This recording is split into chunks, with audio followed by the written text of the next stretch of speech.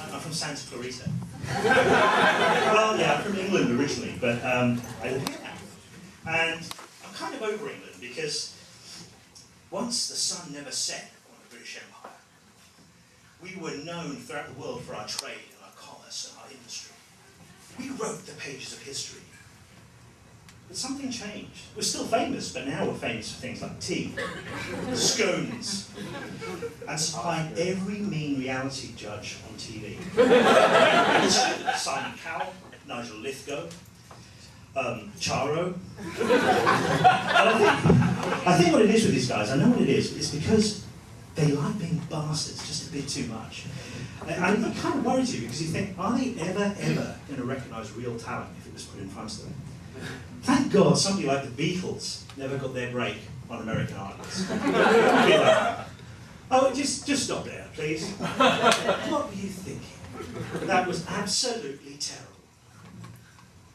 I don't know what's going on, but nobody's ever going to buy a song with lyrics in it that say you live in a yellow submarine. Why don't you just go away and next time do a cover by someone with some real talent, like Clay Aiken. But I think I know what it is about these guys and why they're so popular. It's because of the accent.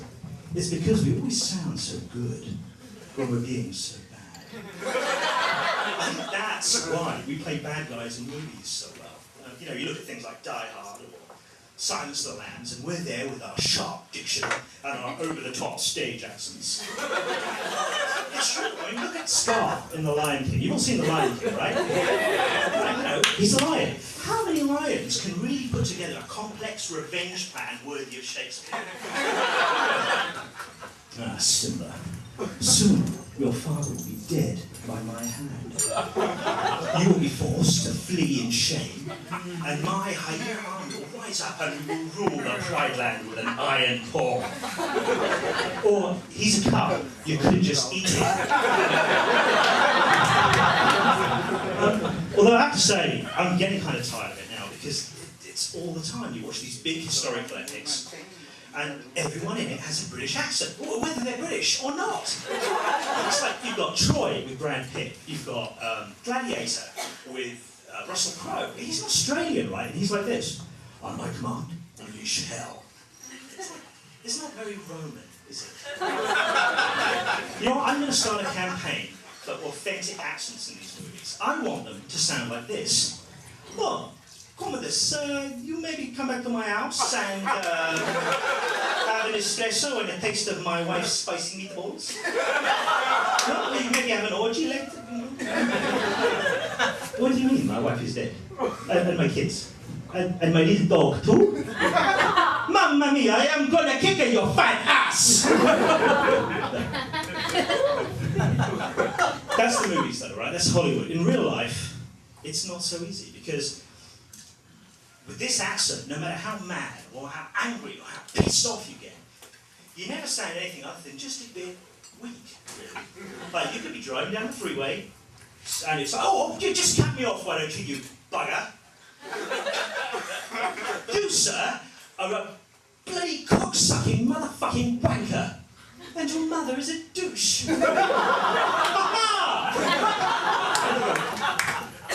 Did you play Scar in The Lion King? The truth is that we're really crap at handling awkward situations, especially if it gets emotional as well. We're just rubbish. And one of the things I always admire about Americans is how direct you are. You're just straight to it. And it's like, if you need to fire someone, it's just, hey Jeff, I heard about you fighting with the receptionist the other day. Not cool. Not cool at all, my friend. Pick up your stuff, get the hell out. You're fired.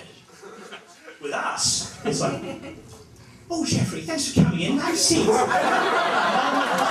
Tea, still? Look, fisticuffs in the office the other day. And, you know what?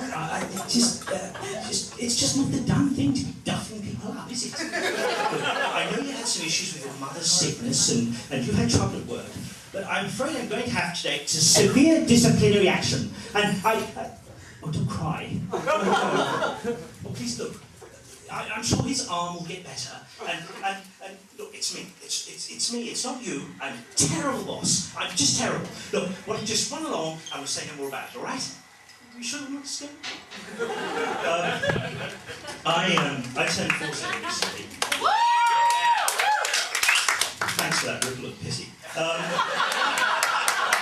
It's true what they say. You get to 40 and you hear the clock ticking. You feel the sands of time running through your fingers. And it's frightening. And you have to get up and do the things you always wanted to do, but never could do when you were younger. And what also is scary about it is that you end up, it becomes your mission to make other people do this as well. You want them to get out there and live their dreams and not end up like you.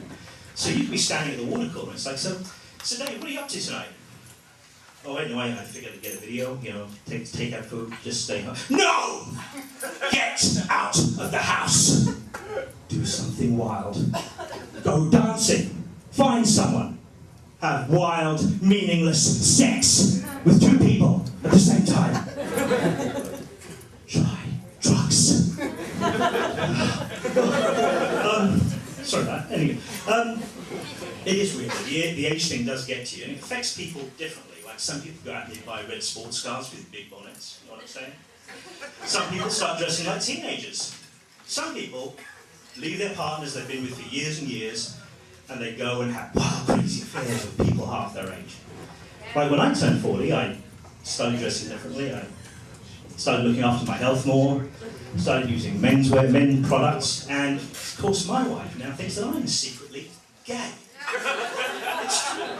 I mean, what's wrong with a guy taking care of himself? Like, trying to eat more healthily, using some moisturiser now and again, having sex with men in restrooms. I don't get it.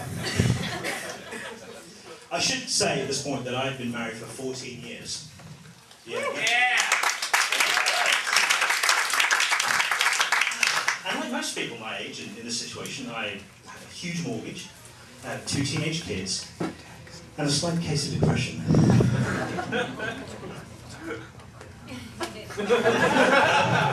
But they say that the secret of a successful marriage is trust and honesty. That's what they say. I say there are some things you shouldn't be telling people about what you're doing. Like, you shouldn't be telling me you just blew $400 on the latest iPhone. Or the location of your secret porn stash. Or maybe that you're doing stand-up comedy. No, I'm not joking. My wife doesn't know I'm here tonight. She thinks I'm doing a course at UCLA. Really? Either that or I'm hanging out in restrooms with strange men. But it just gets to that point. After you've been married for a long time, things get tough and you start to wind each other up and aggravate each other. And the silliest things can set stuff off. I mean, you could go buy a new DVD player, you set up in the house, you forget to tell your partner how it works, so that she can't use it. So what happens? You get that phone call at work. And it happens to everybody. They ring you up and I can't work this day, what's going on. And it doesn't matter who you are or what you're doing, you will get that phone call.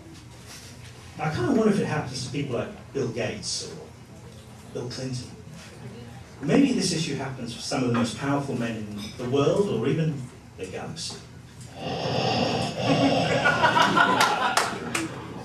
Obi-Wan never told you what happened to your father, did he?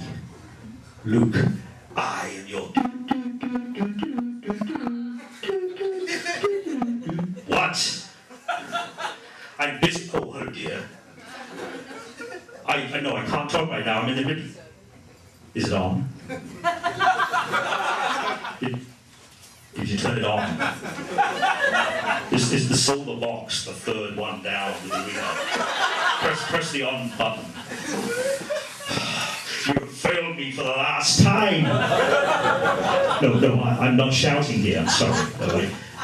What am I doing? I'm hanging out with Luke. No, I'm not in the men's restroom. Thank you. You've been